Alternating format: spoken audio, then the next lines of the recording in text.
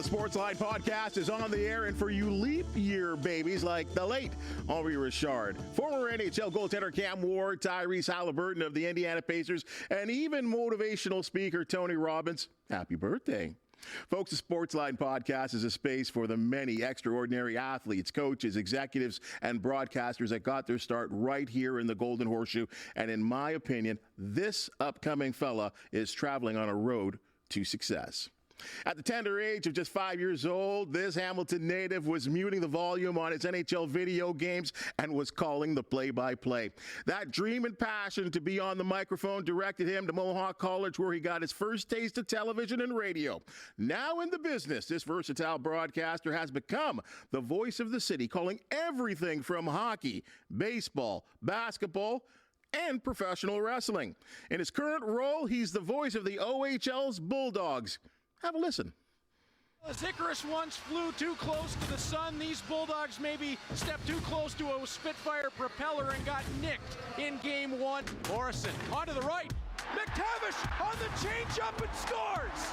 Artem Grushnikov, left point, settles off the backboards. It bounces out to the slot. Morrison's there, bouncing puck won't sit. Over to Hayes, he lights the lamp! Avery Hayes on the whack over from Logan Morrison. More Morrison left, low, Hayes off the goal line and scores! Avery Hayes has stayed white hot on this playoff run. It's 4-1 Bulldogs as Hayes tucks in a beauty. Johnston again to the slot. It'll be sent off the board. This series is going to Windsor 1-1. Well, he's a bit of a bigwig now as he carries the title of Manager of Broadcasting and Communications for the Brantford Bulldogs. Reed Duthie, so pleased to have you here on the Sportsline Podcast. That was a real nice sound up that we heard of you there. I still get goosebumps. Thanks for having me, Bob. I still get goosebumps every time that I think back of that 2022 playoff run. It was amazing, and it was great to just be a small part of that team. And actually, I found out later, I broadcasted games 5 through 7 with a chest infection. I did not know it. I thought I was just losing my voice from the long season, and Dr. Rob for the Bulldogs told me, no, you might need to take something before the Memorial Cup, fellas. Oh, okay. Well, I was belting her out anyway. There, you're sounding fine there. You know, and you're sounding fine right now. Let's talk about what's going on with these Hamilton/Brantford Bulldogs. I guess I can't quite lose the Hamilton label yet, though I do know that it is Brantford, the product right now.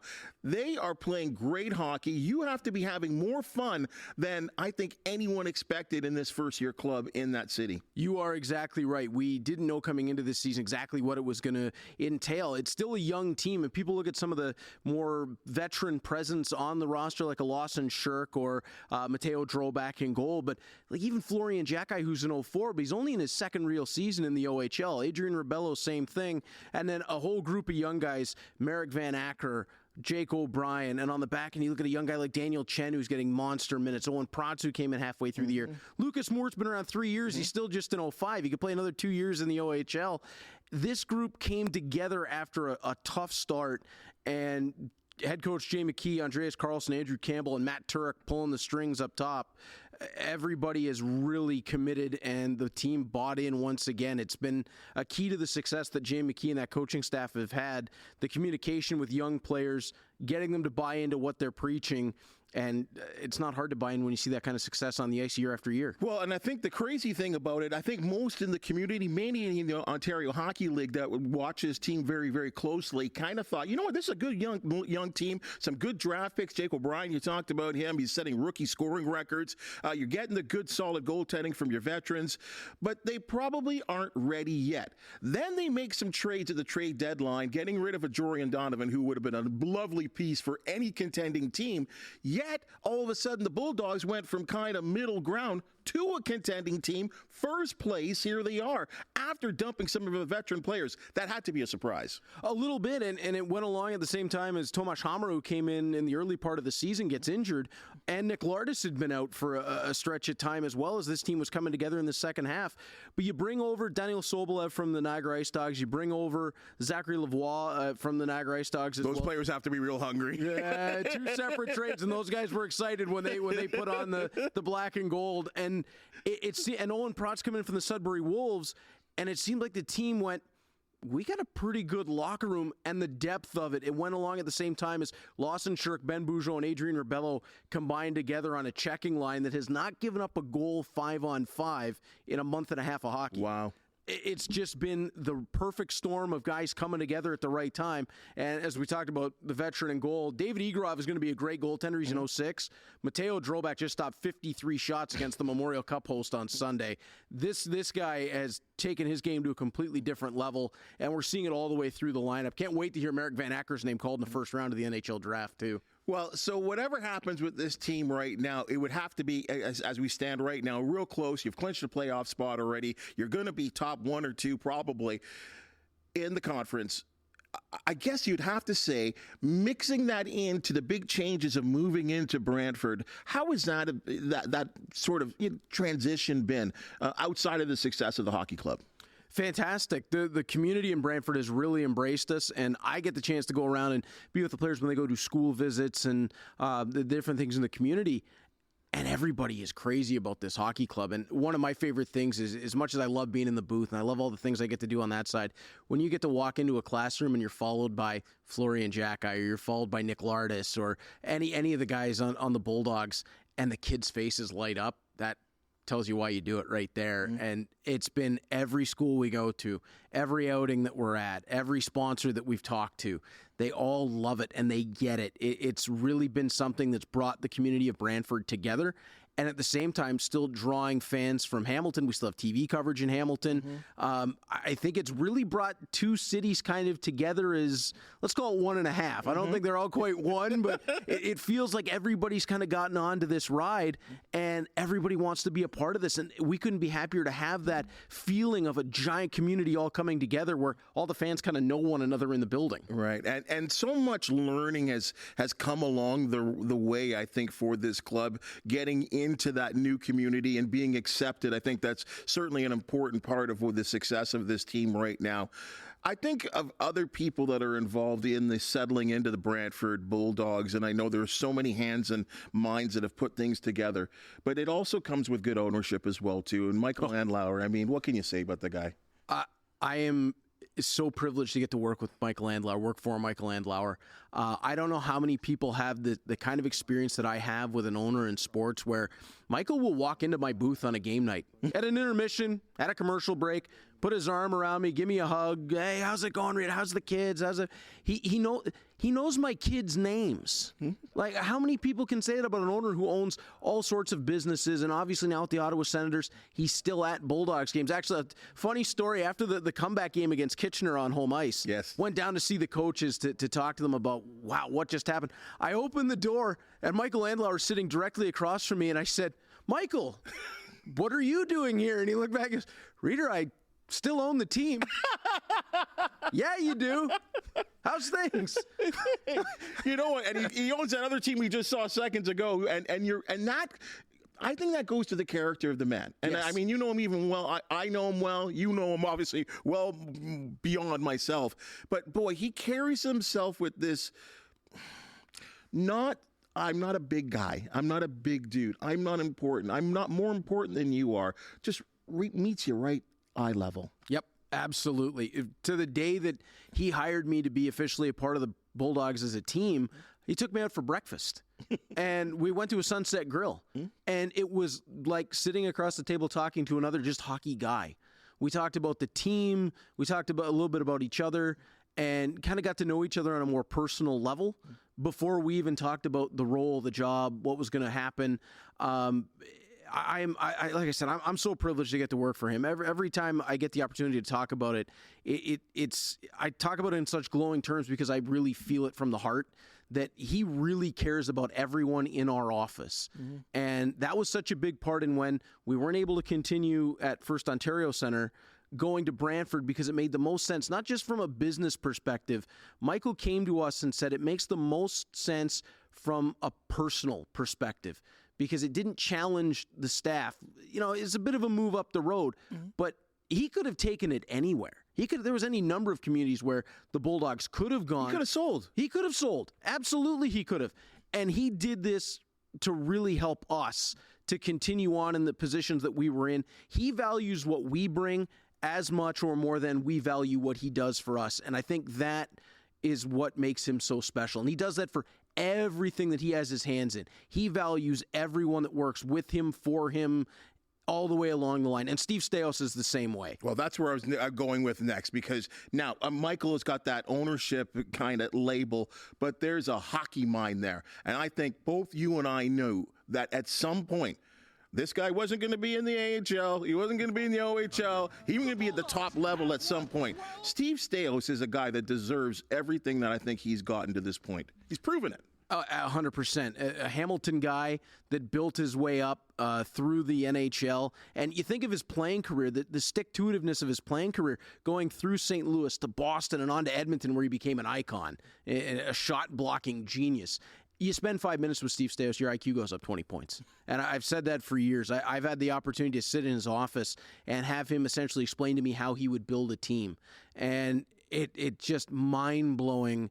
He is so far ahead on the chessboard of where everyone else is.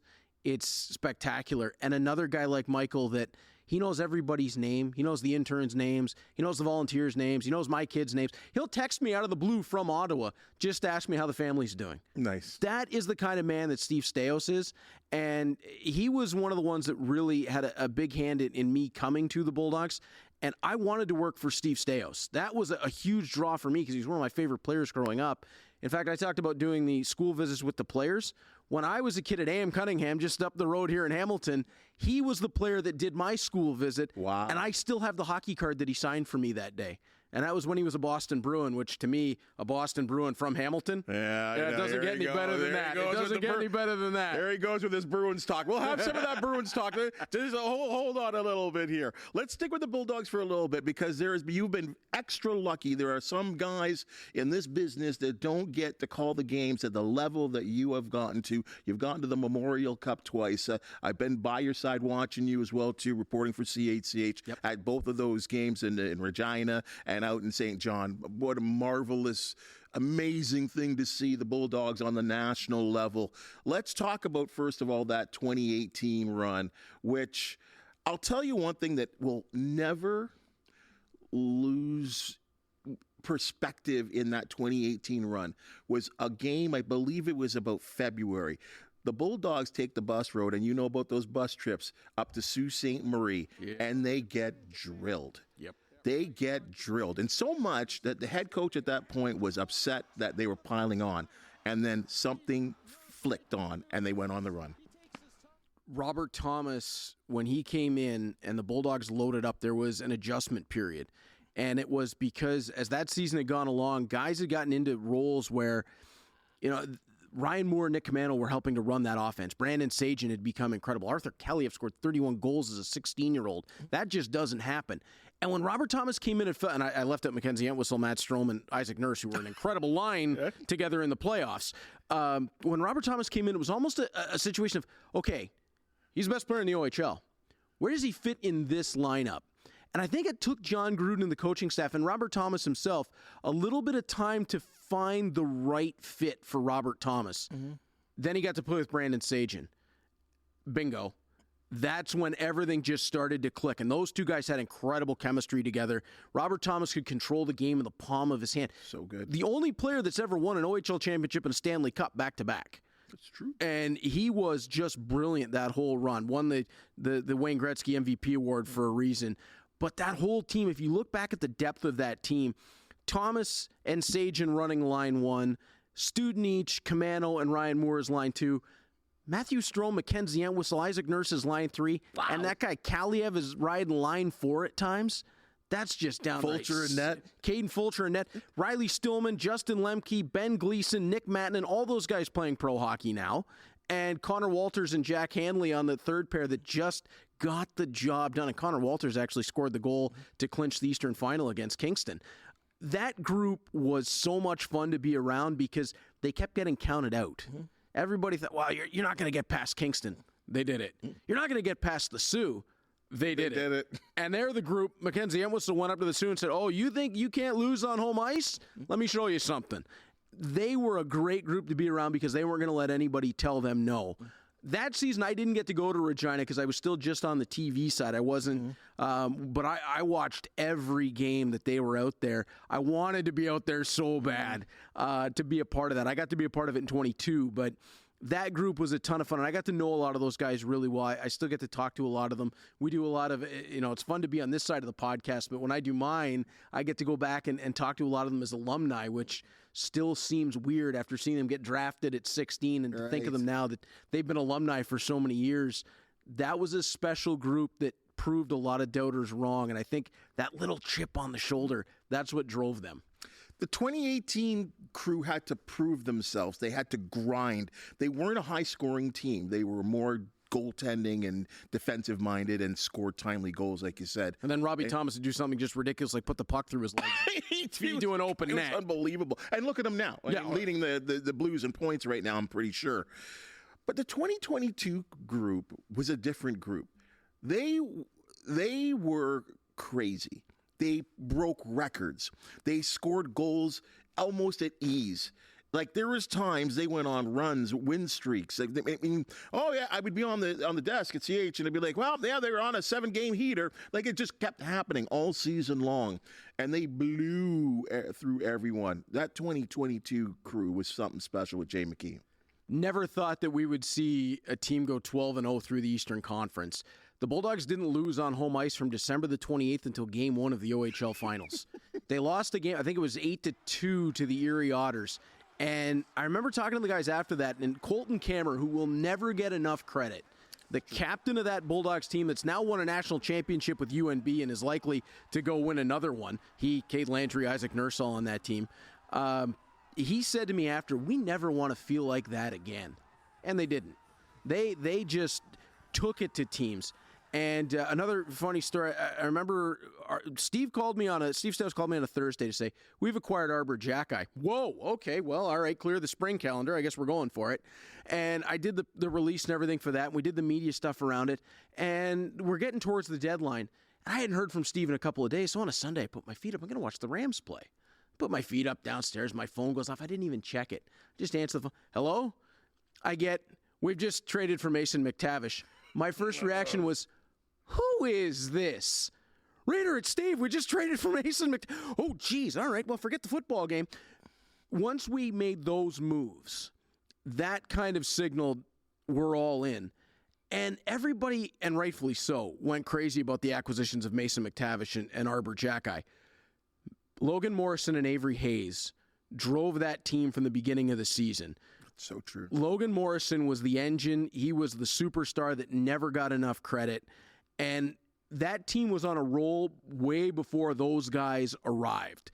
They were the pieces that put that team over the top. And they became key pieces, but they were the ones that took it to the next level. It was Logan Morrison, Avery Hayes, and Ryan Humphrey driving one line. And then Mark Duarte, George Diaco, and Yanni Mishak, three guys who, when you would look at them individually, would go, how's that going to work as a line? They carried the offense while the rest of the team was getting it all together. And then once they got it together, accepted roles as a third-line group that could go out and score goals and shut other teams down. Mm. And when you get Mason McTavish and you get Ryan Winterton back from a shoulder injury early on in the season, and Patrick Thomas made the team that year because Ryan Winterton was hurt. And by the time that Winterton came back, when Jay McKee went to Mason McTavish and said, who do you want to play with? Patrick Thomas. Oh, yeah, and that Winterton guy. So they ended up, Thomas, who made the team because of the injury to Winterton, ended up running on a playoff to a championship with Ryan Winterton and Mason McTavish. There were so many stories from that team and just fun times being around them. They were a loose group. It felt like a brotherhood with those guys. We could be here for days just recounting the great stories that they had. So many great moments. The guys trying to reward Yanni Mishak in Game 4 against North Bay because he had worked his tail off and he'd worked through injuries and everything that he came through.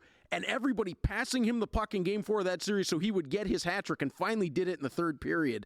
That was something really special to see, that no matter where they were, they never lost sight of that for one another. And it was just so spectacular to see. I always think of a goal that young Mishak scored. I think we might have played it down the back end of that 2022 roll. he had scored, I believe, 30, 35 goals in the regular season. Yeah, it was something he was up in there. But in the playoffs, he struggled. He could not get the puck in the net. And he scored a big overtime winner, which I thought was so sweet out in St. John. And it was, you could just see the joy on that guy's face. 3 years to the day he was drafted by the Bulldogs, he scored that goal. Like, it just, the story wrote itself that night. I didn't have to put a whole, there it is there. I didn't have to put a whole lot of thought into that call. It was the semifinal goal that lifted us after a tough game against Shawinigan. They were a great team, the Quebec League champions. The Bulldogs had eliminated Edmonton, the Western League champions, the game before, get the semifinal against the Quebec League champions. So we were saying on the way home, forget the Memorial Cup final. We should have been Canadian champion. We eliminated the other two champions.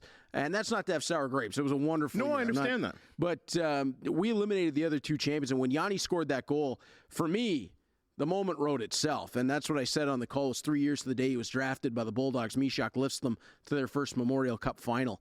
It was just a beautiful story, and the stories behind the stories, nobody has ever known how injured Yanni was. I was there watching him get taped up before every game. You were going to get him out of the lineup with the jaws of life. He might not have been able to move, and he was still going to play. And the heart on that kid is something really special. And now you're seeing it. He kind of struggled in his first year in the AHL last year, and people kind of wondering about him. Now he's succeeding because now he's healthy. Now he's ready to go. Everybody forgets we were right to the end of June in the Memorial Cup. The guys didn't have an off season. No, it was late. And now you're seeing all those guys that were part of that team succeeding at the next level. And it's not a surprise. They were all really special guys that battled through a lot on that run. I think every one of them would have a story about how banged up they were right to the end, and to do what they did was spectacular. You know, and it's funny you talk about the fact that at that tournament in St. John that you beat the W champs, you beat the Q champs, and amongst the disappointment of losing that home game to the Sea Dogs, you know, and again, both of us there, you know what, even in defeat, as a media, as a fan guy here, boy, that atmosphere was amazing. Like going in, but before the game started, and everyone's coming out, and they had a real nice light show to start. And the people out east, I mean, they're legendary for it. How nice and friendly they are. They were spectacular, right? But you know, they were cheering for their team as we were cheering for the Bulldogs as well. But what I will always take from that was the words of the team, but especially the head coach, Jay McKee, of what he said, and you kind of rubbed on it there, that he said, no matter what happens here, we are the champion of champions.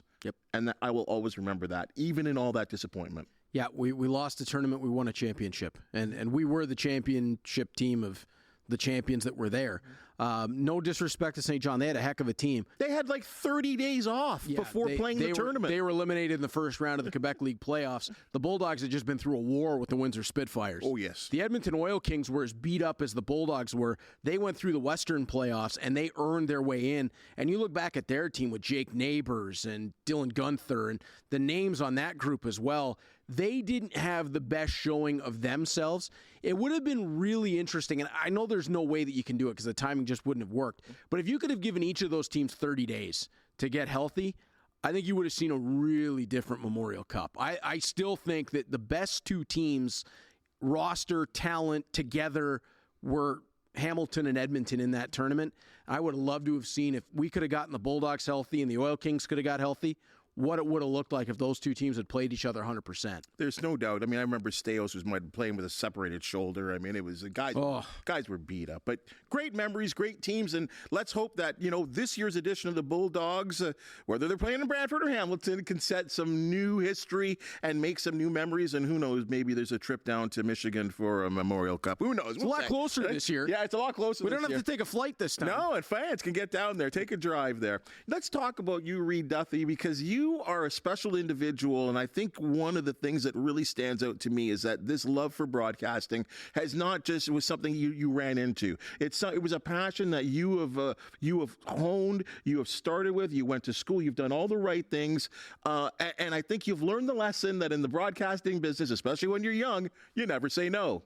That's exactly it. Yeah, and it's been 15 years now that I've been doing play-by-play or some form of broadcasting, and I have given a shot to just about anything I could get my hands on because I wanted the experience. And you talked about a little bit earlier, I've done basketball, baseball, volleyball. I did women's roller derby up at Mountain Arena, pro wrestling, mixed martial arts, boxing, rugby, anything that I could get my hands on to give it a try and get experience behind the microphone. It may not have always been perfect. It may not have always been my best call, but it was an experience that I wanted to learn from. And as long as I got better every time I went out, that was what I was striving for. That was the difference for me in terms of it just being, a hobby, something that you do to really wanting to make it a career. Was I've got to get better every time I get on the microphone. And when I started, one of the best pieces of advice I got was Todd Crocker. Well, two pieces of advice I got from Todd Crocker, who now does the Toronto Marlies. And I am so lucky to be able to call him a friend and a mentor. I had hair down to my shoulders when I started, and he said, "You got to get the moss off the shower sandals." Gotcha, Todd. So I cut it back a little. Still got a little lettuce going on, but I cut it back. And when he reviewed some of my tapes early on, and I'm the first one to admit, I was super excited just to be in the broadcast booth. I still get excited every time I go. And every time I get to do a Bulldogs game, it's Christmas Day. I love being up there. I'm so excited. But he said, you got a great call, but you got to bring it down a little bit. Because if you're always up here, there's nothing special. Yes. You got to bring it down a little bit so that you got somewhere to go. And for me, that was the ultimate light bulb moment. Because I thought, well, why does every time I reviewed Mount, and I'm my own harshest critic, I'm sure you're the same way. No, exactly. Everything sounds kind of the same. That was the moment the light bulb went, ding. Oh. And I started putting that into practice, and I would listen to myself back and go, okay, that sounds a lot better. I can still improve this, and this, but that sounds way, way better. And I'm sure that I still have moments where people probably listen and go, oh, he's excited tonight. But that was where it kind of all clicked for me of how to not just announce, but how to have that conversation with your listeners. How to make it feel like, as my longtime broadcast partner, Troy Islikar, said, we're two guys sitting next to you at the bar or on the couch. That's right. Talking about the game. And we get excited in the big moments, but when it's just play, we're just talking to you. That was where, to me, it all really started to come together. And, I always remember talking about the late Danny Gallivan, is that Dave Hodge, and then you're talking about hockey heroes here, always said the wonderment of Danny Gallivan was his ability to not be so great in the first, not be so great in the second, but in the third, he came on. As the game builds, it's its crescendo. And that is something that broadcasters have to learn. That not every goal is a Stanley Cup winner. That's right. and that you bring it, and that when you hit that moment, Chris Cuthbert's another guy that does it. And you start to hear his voice get a little high because he's so into it in the third period or overtime, because that's when you need to be at your very, very best. And I know you have a Boston Bruin hero that probably a couple of them from those that are guys for you that you've mentored yourself after. Fred Cusick was the voice of the Bruins when I was growing up. And Channel 38. That's right. Yep. Channel 38. And he did a little bit on Nesson towards the end when the rights went over. And my earliest memory of a Bruins game, and I know I watched it long before that because my dad's told me stories. I mean, I was born during the night the lights went out in '88 in the Boston Garden. And my dad's running in and out of the delivery room to find out what the score is, because this is a Stanley Cup final. And then my mom found out later what he did when he stayed was he had the nurses coming back in and out to tell him what the score was. It's my dad, and diehard Bruin guy. And he told me all the times that he'd have me on his knee and watching the Bruins games and big games. But the first one I really remember was being put down to bed, and this would be early 90s, 92, 93 maybe. Sneaking back down after Mom went to sleep because I knew Dad was watching the game, and I could hear it from downstairs. I could hear Fred Cusick's voice. And I get to the top of the stairs of the basement. And Dad sees me and goes, "What are you doing up?" I said, "Bruins." All right. He brings me down, and and that became our thing. We really bonded together over watching the game. We still do it. If we're not in the same house, we'll text each other during all the games. But hearing Fred Cusick and Derek Sanderson, and the way the ultimate homer, Jack Edwards. Hearing Fred Cusick and Derek Sanderson was so special because their relationship back and forth on the air, and it's something I've tried to emulate with Troy and Norm Miller, my two color guys, who I love them both to death. It's like having two crazy uncles you just love. And the way they would go back and forth and talk about the game, and then the way Fred would call the game, and he would describe it. It's like he was painting a beautiful picture. And listening to him call Ray Bourque and Cam Neely and some of those great Bruins teams of the early 90s, and even in through the mid-90s when the playoff streak snapped and they were on the downside, you could always count on Fred to find the bright side for you, and just the way he could do it and the way he could paint it, and just the beautiful sound of listening to Fred Cusick call a game. I wanted to make people feel the way he made me feel as a kid watching those games. And I'll never forget him calling scores Ray Bourque. Ray Bourque was my hero growing up as a hockey player. And to have all that together as a kid was just so special that I knew 4 or 5 years old, I didn't know what it was, but I wanted to do that. Yeah, Cusack, and I go back as far even the 80s when the Sabres and Bruins used to, as the Sabres might be my team, having some wars. And I always remember a game, I guess back then those series were 5 games, and him scoring a game-winning goal, Brad Park, in overtime. It scores!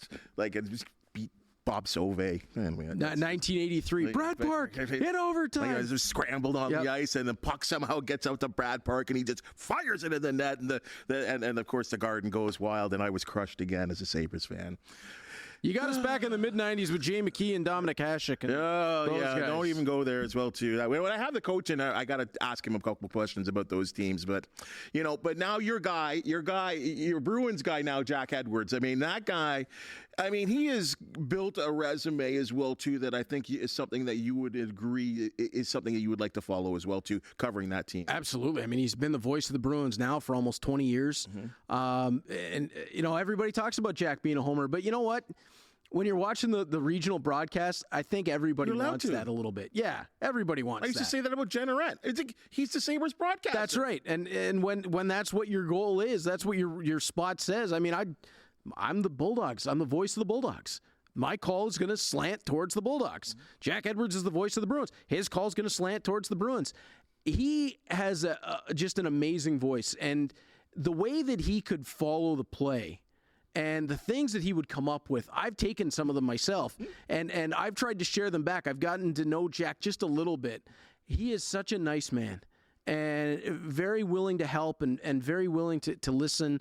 And I've really enjoyed just the times I've had the opportunity to pick his brain just a little bit. And I really enjoy getting to listen to him, and some of the speeches he came up with, like after the Bruins knocked out the Habs in 2011, and he related it to the Boston Tea Party. And it just, some of the stuff, it's out there, but it gets you going. You're like, yes, that's it. Or there was a great hit, and only fans of A Space Odyssey would get it. And it opened the pod bay doors, Hal. And it cracked me right up. And just some of the beauty stuff that he comes up with, and to have that role on Ness and to be the voice of the Bruins for that long, you got to be doing something right. Absolutely. There's no doubt about that.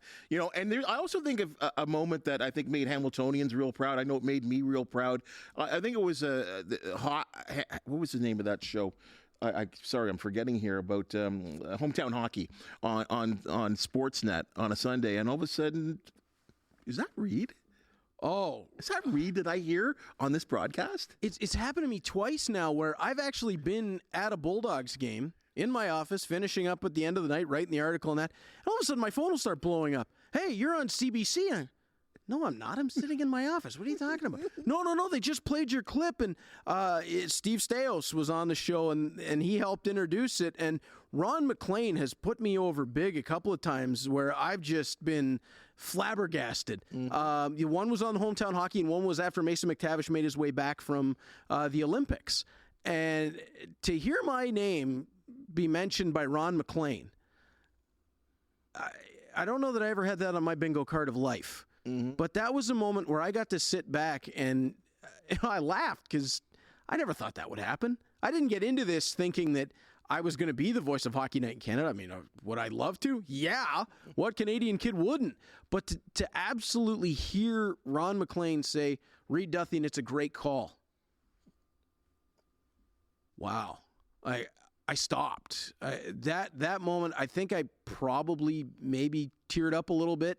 And, how could you not? Yeah, and like my parents calling me about it, and you get lost in those moments. Mm-hmm. That's a great moment, dude. Yeah. You should be, I mean, I know you're proud of it, but you should be even more proud of it, because I do know a lot of people were proud of you in that situation, because they're like, I know that guy. Or many people that have been with you, or people that have been in the broadcast booth with you, people that have been in the broadcast truck, seeing you do your thing and look to accomplish your goal. And I guess it's only fair to say, I mean, I think of someone that called Bulldogs games for a long, long time as the American Hockey League.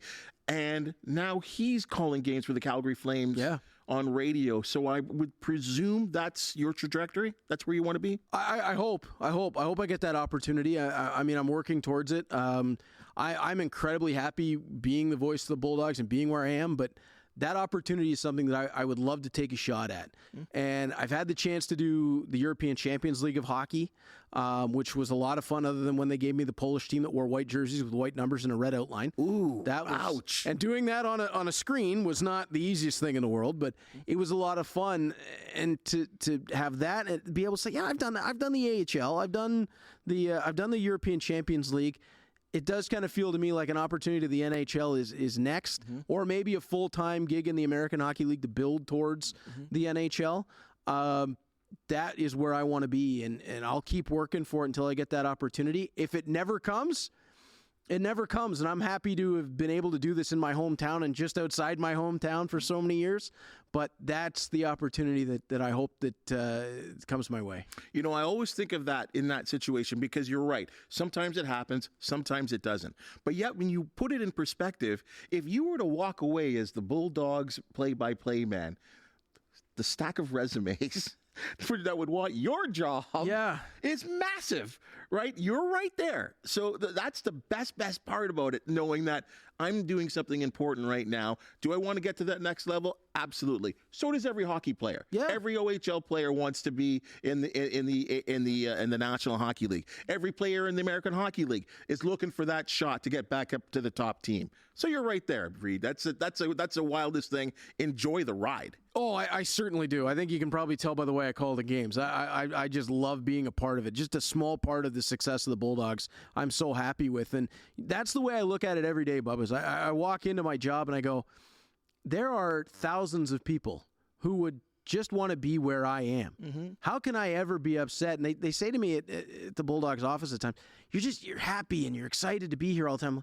Well, who wouldn't be? Yeah. I get to do a job that so many other people would want to do. If I came in every day miserable, who would want to work with me? Why would you want me here when there would be other people that are just clawing at the bit to get here? Of course I'm happy to be here. It's what I've wanted to do since I was 5 years old. There's very few things in a day that you can say to me that are going to make me mad. I'm very excited, very happy, and I'm always going to find the bright side of every situation that we're in.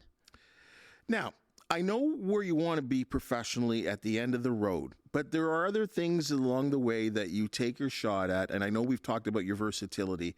There's one thing I want to ask you about. What is going on with you in this professional wrestling? What is happening here? I grew up a massive fan of pro wrestling, and WCW specifically. My house was one of the ones on the block with cable because we had to have TV 38s to have to watch the Bruins.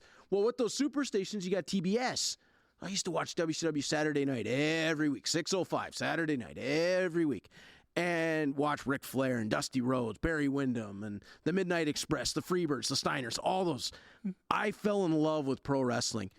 I got out of it a bit as I got a little bit older, and it just didn't appeal to me as much anymore. And then I kind of got back in after WCW had closed, and there was a couple new things popping up. I kind of got that itch to get, just to watch it and have some fun with it. Everybody knows what pro wrestling is. It's predetermined. Never say fake. It's predetermined. What they do in the ring is not fake. You get beat up if you say fake. I will always say that it's not fake because I've stood in the ring. I've taken a bump on a ring apron. It sucks. I've taken a forearm across. Like, one day I'll show you. It is not fun. It is not fun at all. One of my best friends hit me with a right hand and dropped me on the ring apron. And it's a hard landing. So for those guys to do it over and over and over again, it's not fake. But we had a company locally, Alpha One Wrestling, that they were looking for a new announcer. And I thought, what the heck? I'll reach out. I did, and a guy by the name of Julian, who has become one of my best friends, Julian Masevsky, goes by Ethan Page in AEW, We've got to know each other over the past decade plus. He brought me in not having any idea who I was. This was before I got the Bulldogs job, before I got any of that. And he called the matches. One day, one afternoon, take a shot at it. Call the matches, and we'll see if we want to keep you around. Well, we just did another one in March. The promotion went on hiatus for 4 years because of COVID, and Julian got the shot to go to AEW, and he finally brought it back, and we're still back together, and we text all the time. So, over a decade later, they must still like me because they still keep bringing me back to do it. It's a blast.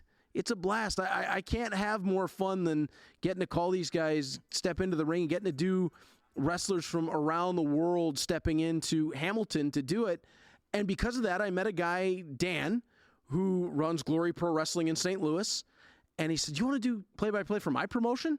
Well, I can't come down to St. Louis every month. That'd be a heck of a transit bill. He said, No. We'll beam it up to you. Yeah, all right, I can see the Glory Pro intro. We'll beam it up to you. Do it from your home studio. Well, I can do that. Mm-hmm. And as that's gone along, we went from doing live events on YouTube to now we have an actual TV show, Glory Pro Ascend. It's on Caffeine TV, and it keeps growing and getting into different markets and different places. You can see it all the way around the world now. It releases every Sunday night. And it just keeps building, and it's one of those things that I just enjoy the ride. I had no idea how far it was going to go when I started doing it. I was happy to do one show. Over 10 years later, they keep asking me to come back, keep asking me to do it. I'm going to keep doing it as long as they want me. It's a wonderful thing because I'm sure there's a seriousness to the hockey, but this has got to be just, it allows your imagination. Like you could have so much more fun. You could actually take on a role as some kind of character as your broadcasting self. Is there truth to that? There is. And in fact, in the rebirth of Alpha One, I've become a bit of an authority figure. The whole storyline of the return is that Ethan Page and I are the broadcast team, but because everyone knows Ethan Page owns the company, he has given me the power to make matches. So I can walk into the ring after a match and grab the microphone and do an interview, and if somebody's mouthing off at me, all right, you got to wrestle him next month. How do you like that? So it's so much fun that I get to be able to do that. And I like to say I patterned myself kind of after a Tony Schiavone or a Jim Ross, and I get to be that character, but with a little bit of the matchmaker to it as well. And that adds a whole different perspective, and I'm just over the moon that I get the opportunity to do it. Well, I'll just leave it on this here. I will say, you say Schiavone, you talked about Ross. Reed, just remember that every once in a while, those guys had to defend themselves. So, Garrett, I don't know what you have in your arsenal. I got a microphone. We did a match actually years ago. Josh Hill, local MMA fighter, was into the ring against Scotty O'Shea, who made his return. He's had some health issues, made his return to Alpha One at the last show. But this was back in 2013-14. And I was managing Josh. I'm at ringside in my suit. And I climb up on the ring apron because I see Scotty's about to hit Josh with a keyboard of all things because he's the hacker. So I pop up and I grab the keyboard and I take it away from him. And I get Scotty to spin around. He cocks back. And I've got that keyboard. And I throw it into Josh. And I took the punch for Josh so that he could waffle Scotty with that keyboard. Keys flew everywhere. And I land on the ring apron. And I just about killed my hip. And I roll in after the match because I got to raise my guy's hand. And Josh looks at me and says, "That looked like it hurt us." It's because it did hurt. I need to see the viz of that. I can send it to you. I've still got it. That was so much fun. Hey, Reed, this has been a whole lot of fun. And, like I said, the best is yet to come. You're working hard. You're doing your thing. We're entertained by your work. We're enjoying your work. And, again, on a professional side as well, too, I just hope for success for the Bulldogs during the 2023-24 season and that maybe something special happens because it'd be great to hear your voice calling a championship. I appreciate that so much, and it's a pleasure to be here with you, Bubba. I grew up East End of Hamilton watching CH. So to actually be in this studio, sitting here doing this, it's just another check in the box of something really special that I've had the opportunity to do, and it's why I'm smiling so big today. It's great to be here with you. I'm a big fan of yours, so I always cherish the opportunity I get to sit in here with you. I appreciate that, Reed. You bet. All right, we'll talk soon.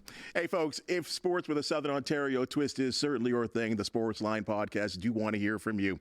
Please subscribe, comment, hit that thumbs up or 5-star button so you always get the latest, the greatest of all the fine podcasts here on CHCH, including the likes of the Trending Now and Newsmaker series with Louis Butko. For the brilliant hands and minds that make this production possible, thanks as always, and we'll see you tomorrow.